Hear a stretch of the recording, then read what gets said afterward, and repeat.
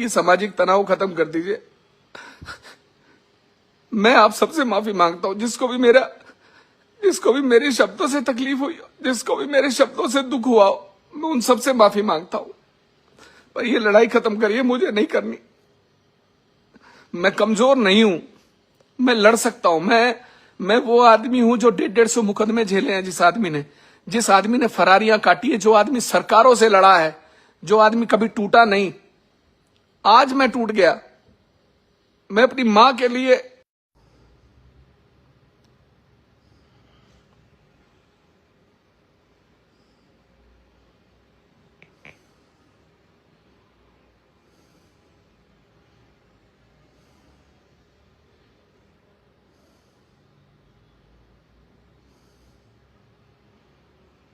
शशिकांत,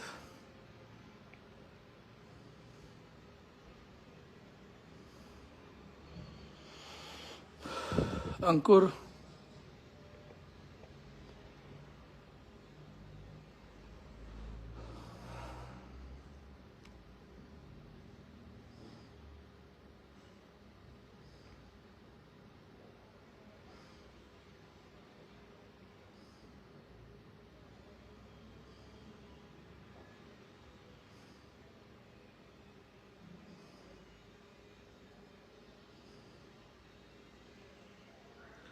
अंसारी जी, अर्पण, रोहित, अतुल भाई, दीपक शर्मा, पुष्पा जी, राघव, नमस्कार भाई।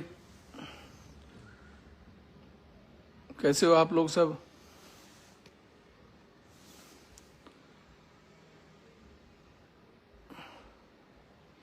आप सभी को मेरा बहुत बहुत नमस्कार।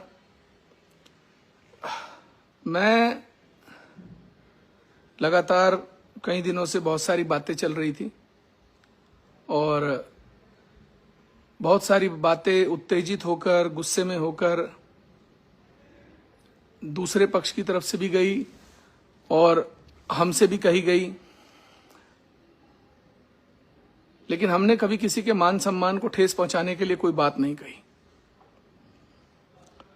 जब ऐसे पल आते हैं, जब ऐसी घटनाएं घटती हैं, जब बातें दोनों तरफ से उत्तेजना की हो जाती हैं, तो कभी ना कभी किसी ना किसी के मुंह से कोई ना कोई गलत बात निकल जाती है।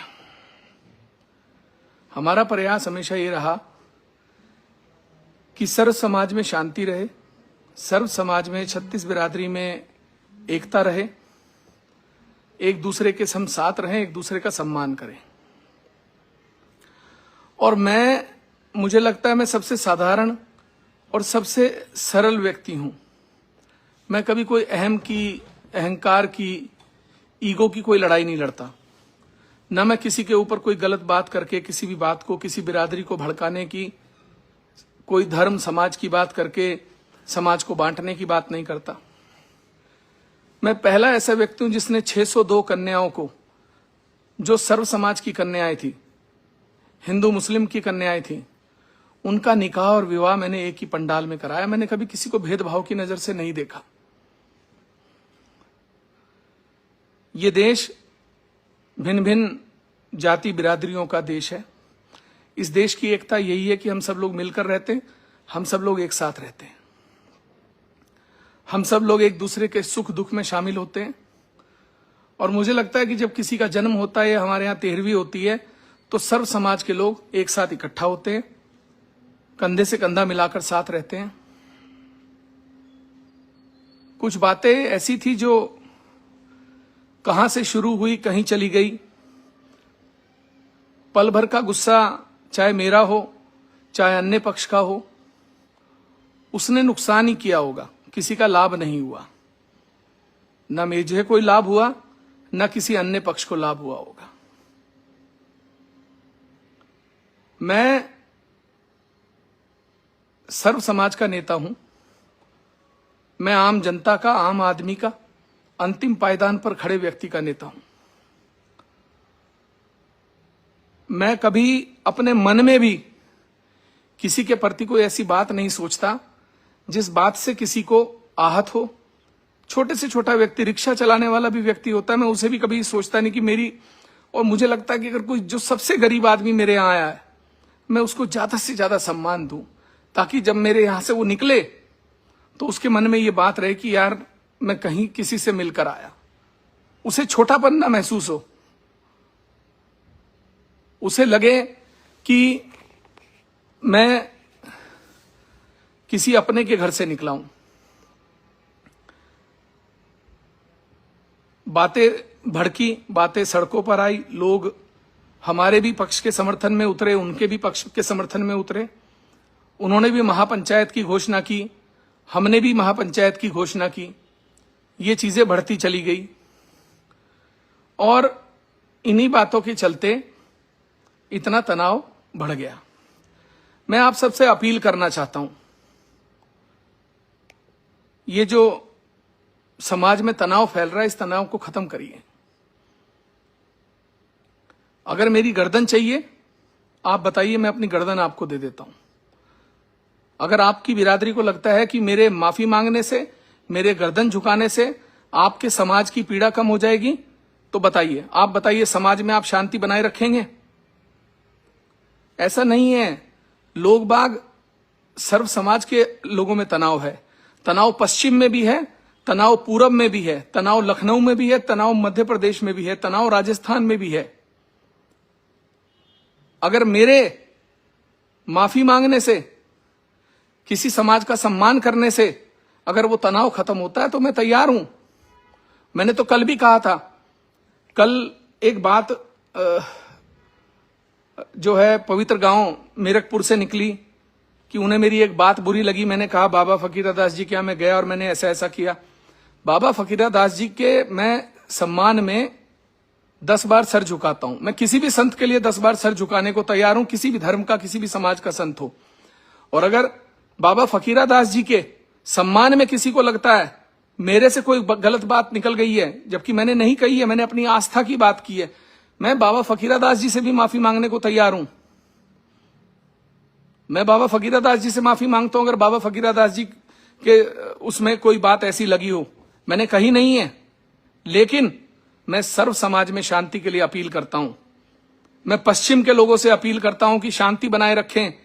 जब लड़ाई झगड़े होते हैं, जब दंगे होते हैं, उपद्रव होते हैं, हर पक्ष के व्यक्ति का नुकसान होता है, हर बिरादरी के पक्ष का नुकसान होता है। हमारे युवा, हमारे बच्चे, जब वो छोटी छोटी उम्र के बच्चे जब ऐसी लड़ाई झगड़ों में, ऐसे दंगों में कूदते हैं तो पता नहीं कितने घर अनाथ होते हैं। मैं नहीं चाहता, मैं गंदी राजनीति नहीं करना चाहता, और मुझे ऐसी राजनीति करनी भी नहीं जिस राजनीति में मुझे लोगों की बलि देनी पड़े, मुझे लोगों को शहीद कराना पड़े, मुझे लोगों को सड़क पर उतारना पड़े। मुझे नहीं करनी ऐसी राजनीति। आप समाज की बात कर रहे हैं, मैंने सार्वजनिक कहा है, अगर किसी एक समाज को तकलीफ हुई है मेरी बातों से, मैं उनसे कह सकता हूं कि ठीक है, मेरे शब्दों से अगर आपको परेशानी है तो मैं आपसे माफी मांगने को तैयार हूं, लेकिन मैं अपनी मां के अपमान की मां के लिए झुकूंगा नहीं। मैं अपनी गर्दन कटवा दूंगा, मैं अपनी मां के अपमान के लिए झुकूंगा नहीं। अगर आप मेरी मां को रखेल कहेंगे और आप चाहेंगे उसके बाद मैं अपनी गर्दन झुका दूं, मैं झुकाऊंगा नहीं। मैं बाबा फकीरदास जी के मंदिर में गर्दन झुका सकता हूं, मैं बिरादरी के सामने झुका सकता हूं, मैं प्रणव सिंह के सामने गर्दन नहीं झुकाऊंगा। उस आदमी ने मेरी मां का अपमान किया है, मेरी मां से वो माफी मांग लें, वो कह दें कि हां आपकी मां मेरी मां जैसी है। अरे लोग सीमाओं पर अपनी जान दे देते हैं, लोग 25-50 हजार सैलरी होती क्या है, कुछ भी नहीं होती, लेकिन फिर भी मन में जो एक व्यक्ति के जो एक फौलाद की ताकत होती है, जो मन में एक मातृ शक्ति के प्रति जो मन में आदमी के ताकत होती है, वो कहता है कि मैं अपनी जान दे दूंगा, मैं शहीद हो जाऊंगा, मैं बॉर्डर पर अपनी जान दे दूंगा, अपनी मातृभूमि की रक्षा करूंगा। जब लोग अपनी मातृभूमि की रक्षा करने के लिए इतनी बड़ी बात कर सकते हैं, शहीद हो सकते हैं, मैं अपनी मां के सम्मान के लिए अपनी गर्दन कटा सकता हूं। मैं झुकूंगा नहीं, फिर कह रहा हूं, मैं झुकूंगा नहीं। बिरादरी की बात है, मैं सार्वजनिक बिरादरी से कहता हूं, ठीक है मैं माफी मांगता हूं आपसे, लेकिन मैं किसी एक व्यक्ति के आगे झुकूंगा नहीं। बिरादरी मेरी भी है, मैं सड़क पर नहीं हूं। मेरी बिरादरी भी यहां से शुरू करके पूरे देश के अंदर है, और मैं एक बिरादरी का नेता नहीं हूं। मैं फिर आपसे कहना चाहता हूं, मैं सर्व समाज का नेता हूं। इस हरिद्वार जनपद में हर विधानसभा में 10-20 हजार लोग मुझसे प्यार करते हैं, मुझे चाहते हैं। मैंने लोकसभा का चुनाव लड़ा था, हर विधानसभा में लोगों ने मुझे प्यार दिया है। मेरे मन में जाति बिरादरी नहीं है, मैं जाति बिरादरी की बात नहीं करता, मुझसे नहीं हो सकती। और जिस दिन मुझे यह बात करनी पड़ेगी ना कि मुझे एक बिरादरी को एक आंख से देखना पड़ेगा, उस दिन मैं राजनीति छोड़ दूंगा। ईश्वर ने मुझे बहुत कुछ दिया है, राजनीति से मेरे घर में पैसा नहीं आता, लेकिन मैं फिर आपसे कहना चाहता हूं, जो लोग पूर्व से लेकर पश्चिम तक, जो लोग सहारनपुर, देवबंद, मुजफ्फरनगर, मेरठ, ये जो युवा परेशान हैं, मैं फिर कह रहा हूं, एक चिंगारी जब निकलती है ना, वो कब देश में फैल जाती है किसी को पता नहीं चलता। उससे कब बड़ी आग तबाही लाती है किसी को नहीं पता चलता। हम लोगों को नेताओं की वजह से समाज का सौहार्द नहीं बिगाड़ना चाहिए।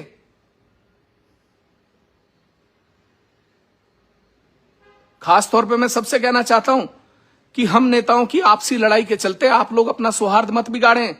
समाज में आप शांति बनाकर रखें बस। और मैं प्रशासन से कहना चाहता हूं, मैं हरिद्वार प्रशासन से कहना चाहता हूं, आप हमारे लोगों को परेशान करने की बिल्कुल भी कोशिश मत करें। आपने मेरे खिलाफ मुकदमा दर्ज किया जबकि मेरा दोष कोई नहीं था। आपने जिन धाराओं में मुझे गिरफ्तार किया, आपको गिरफ्तार करने का अधिकार नहीं था। मैंने फिर भी गिरफ्तारी दी आपको अपनी, क्योंकि मैं नहीं चाहता था कि किसी भी प्रकार का सौहार्द बिगड़े। लेकिन अगर मेरे इतना कॉपरेट करने के बाद भी आप मुझे परेशान करने का प्रयास करेंगे तो अच्छा नहीं होगा। मैं फिर बता रहा हूं प्रशासन को, एक बात समझ लीजिएगा, हम लड़ने वाले लोग हैं, हम झुकने वाले लोग नहीं। हम अपनी गर्दन नहीं झुका सकते। आप लोग इस हरिद्वार जनपद के सौहार्द को बना रहने दीजिए। आप अगर मेरे खिलाफ एक तरफा कार्रवाई अब करने का प्रयास करेंगे तो अच्छा नहीं होगा। और आपने मुझे गिरफ्तार किया। मैं पूछना चाहता हूं, मुझे हरिद्वार के एसएसपी बताएं, मुझे परमेंद्र डोभाल जी ये बताइए, आपने मुझे गिरफ्तार क्यों किया? आपने किस अधिकार से मुझे गिरफ्तार किया? आपने किस अधिकार से एक विधायक को गिरफ्तार किया? आपने कैसे विधानसभा को सूचना दिए बिना गिरफ्तार किया? आपने मुझे ऐसी धाराओं में गिरफ्तार किया जिनमें आप मुझे बेल दे सकते थे। लेकिन आप लोग अपनी ईगो, अपना यह दिखाने के लिए कि नहीं साहब, हम विधायक को भी गिरफ्तार कर सकते हैं। डोभाल जी, मैंने आपको एक बार पहले भी चेतावनी दी थी। मैंने आपसे पहले भी कहा था कि आपने मेरे खिलाफ भगवानपुर में गलत कार्रवाई की थी। और मैं डोभाल जी आज फिर आपसे कह रहा हूं, आप इस तरीके की कार्रवाइयां ना करें। मैं आपसे फिर चेतावनी दे रहा हूं आपको। आप ये एक तरफ, आप मुझे बताइए, मैंने पुलिस के साथ कॉपरेट किया नहीं किया? मैं भी भाग सकता था, मैं शहर छोड़ के जा सकता था, हाई कोर्ट स्टे ले सकता था। लेकिन हमने कानून पे भरोसा जताकर, आपके ऊपर भरोसा जताकर, और आप आज इस तरीके से हमें बार बार शोषण कर रहे हैं हमारा।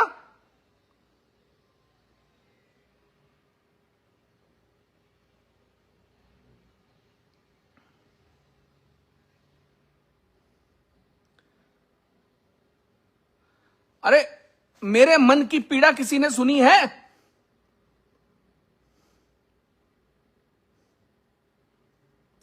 मेरी मां को एक आदमी रंडी कहता है, रखेल कहता है, मैं फिर भी ना बोलूं?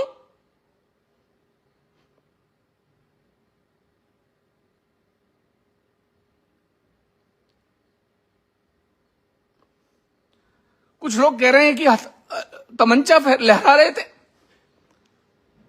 हम पे टिप्पणियां कर रहे हैं। अरे, तमंचा क्यों नहीं लहराएंगे? जब तुम्हारी मां को कोई भागी हुई रखेल कहेगा तो तमंचा नहीं लहराओगे तुम?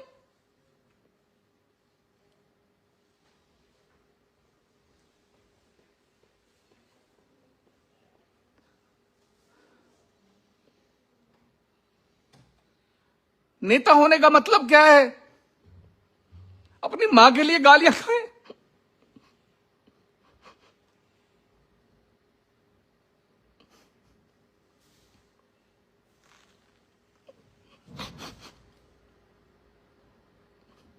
अपनी मां को रंडी कहलवाएं?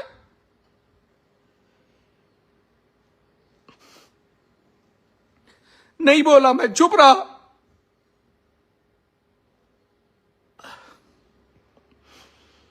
कोई बात नहीं यार, हम कुछ गलत कदम उठाएंगे, लोगों में, समाज में गलत संदेश जाएगा, लोग आपस में खूनी वार करेंगे, एक दूसरे के दुश्मन हो जाएंगे। चुप रहा, कोई बात नहीं यार। उन शब्दों को देखा आपने? आप कहते हो एक मंत्री के घर से एक सुंदर औरत को भगाकर एक आदमी ले गया और कमरे में बंद करके घपाघप किया और एक नाजायज औलाद पैदा हुई। इन शब्दों के बाद भी ना बोले हम?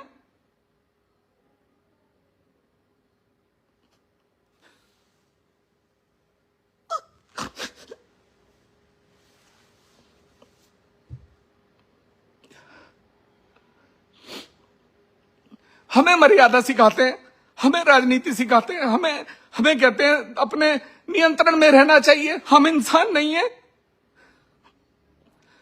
आप मेरी 95 साल की मां को रंडी कहते हो और हम चुप बैठे रहे।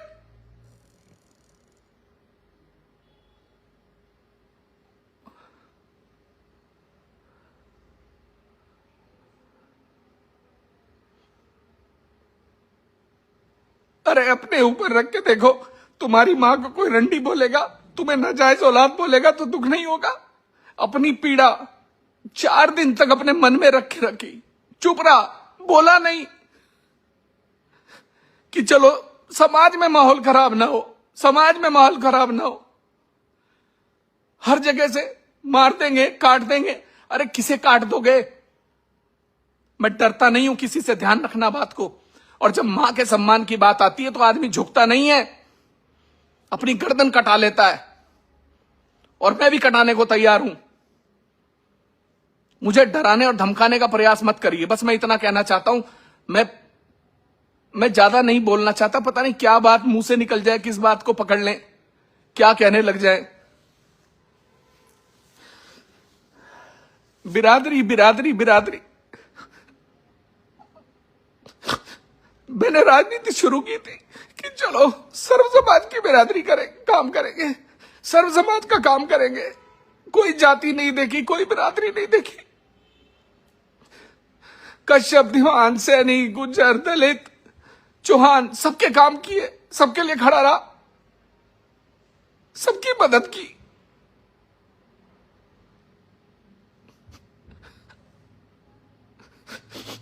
छह 602 लड़कियां, हर समाज की, हर बिरादरी की, एक पंडाल में निकाह और विवाह कराया। नहीं यार, सर्व समाज की बात करेंगे, एक नई राजनीति करना चाहेंगे। मुझे भी घसीट दिया उसी में।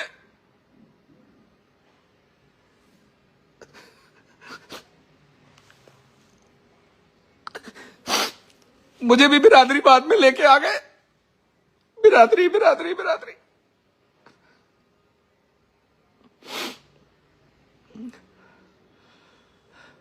बस बिरादरी बिरादरी बिरादरी। अरे यार, क्या सोच के राजनीति में आया था? क्या जरूरत पड़ी थी मुझे आने की?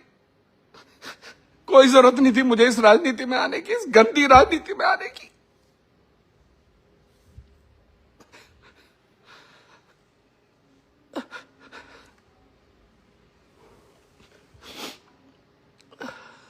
मुझे पता होता ना कि यहां आके भी वही सब गंद होगा, बिरादरीवाद होगा, गंदी राजनीति होगी, कभी नहीं आता। और मैं सच कह रहा हूं, मैं राजनीति छोड़ दूंगा, नहीं करूंगा, मुझे नहीं करनी ऐसी राजनीति।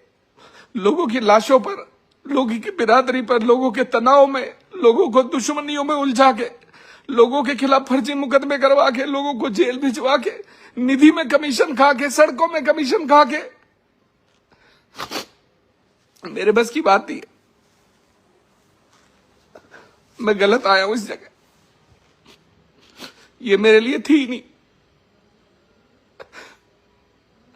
4 दिन तक अपनी मां के दर्द की पीड़ा को अपने गले में, अपने अंदर, अपने दिमाग में, अपने दिल में दबा के बैठा रहा। कोई आदमी आए, सड़क पे चलता हो, मुझे कह दे तेरी मां रंडी है, तेरी मां रखेल है, लोग मुझे ज्ञान देते, तुमने पिस्टल लहरा दिया, तुमने ये कर दिया, तुमने देवभूमि में ऐसा कर दिया। अरे अपने ऊपर डाल के देखो, अपने ऊपर डालकर देखो। जब तुम्हारी माँ को कोई रखेल कहेगा ना, तुम्हारी माँ को भागी हुई औरत कहेगा, तुम्हें नाजायज औरत कहेगा, तब तुम्हें पता लगेगा पीड़ा क्या होती है। अब मैं डोभाल जी कहना चाहता हूं, आपसे कहना चाहता हूं मैं, अगर मेरी गिरफ्तारी आपको करनी है आप कर लीजिए, आपको जहां बुलाना है बुला लीजिए, मैं आने को तैयार हूं। मैं समाज में ये तनाव नहीं चाहता, मैं नहीं चाहता समाज में किसी भी प्रकार का तनाव। आप मुझे बताइए मुझे कहां आना है, मैं आके गिरफ्तारी देने को तैयार हूं, बताइए।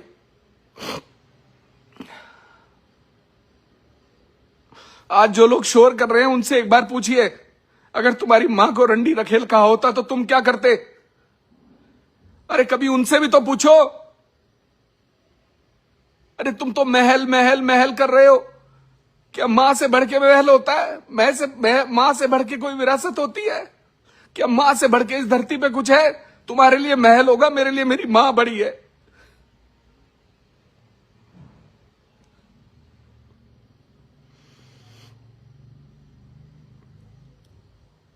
आप लोगों ने मेरे को वही बना दिया जो मैं नहीं बनना चाहता था। आप लोगों ने मेरी राजनीति, जो मैं चाहता था कि मैं सर्व समाज के लिए काम करूं, हर गरीब आदमी के लिए, हर छोटे आदमी के लिए काम करूं, हर गरीब आदमी के घर जाऊं, जिसके घर में चूल्हा भी नहीं है उसके घर जाके खाना खाऊं, जो चूल्हे पे बनाता, जिसके घर में बिजली नहीं है उसके घर जाऊं, उसे लगे कि हमारा विधायक नहीं भाई, हमारा परिवार है, हमारे घर का है। पर आप लोगों ने मुझे घसीट लिया, उसी गंदगी में घसीट दिया आप लोगों ने मुझे, मैं जिससे बचता रहा 3 साल तक। आप लोगों ने मुझे उसी चीज में घसीट दिया।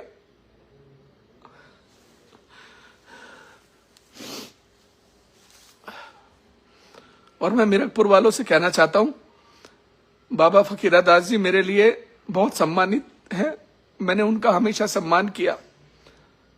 मेरे तो कार्यालय में उनकी प्रतिमा भी लगी हुई है। मेरे साथ आपके समाज के बहुत सारे लड़के जुड़े हुए हैं। मैं बाबा फकीरा दास जी को अगर मेरे शब्दों से कहीं भी कोई आहत है तो मैं बाबा फकीरा दास जी से भी माफी मांगता हूं। और मैं सभी लोगों से कहना चाहता हूं कि आप लोग अपने बीच में ये सामाजिक तनाव खत्म कर दीजिए। मैं आप सबसे माफी मांगता हूं, जिसको भी मेरे शब्दों से तकलीफ हुई हो, जिसको भी मेरे शब्दों से दुख हुआ हो, मैं उन सबसे माफी मांगता हूं। पर ये लड़ाई खत्म करिए, मुझे नहीं करनी। मैं कमजोर नहीं हूं, मैं लड़ सकता हूं। मैं वो आदमी हूं जो 150 मुकदमे झेले हैं। जिस आदमी ने फरारियां काटी है, जो आदमी सरकारों से लड़ा है, जो आदमी कभी टूटा नहीं। आज मैं टूट गया। मैं अपनी मां के लिए कुछ नहीं कर पाया। क्या कर पाया? नहीं कर पाया कुछ।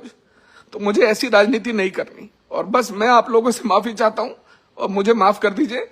मैं दोबारा मुझे राजनीति नहीं करनी। बस मैं आपसे सबसे ये कहता हूं। बहुत बहुत धन्यवाद।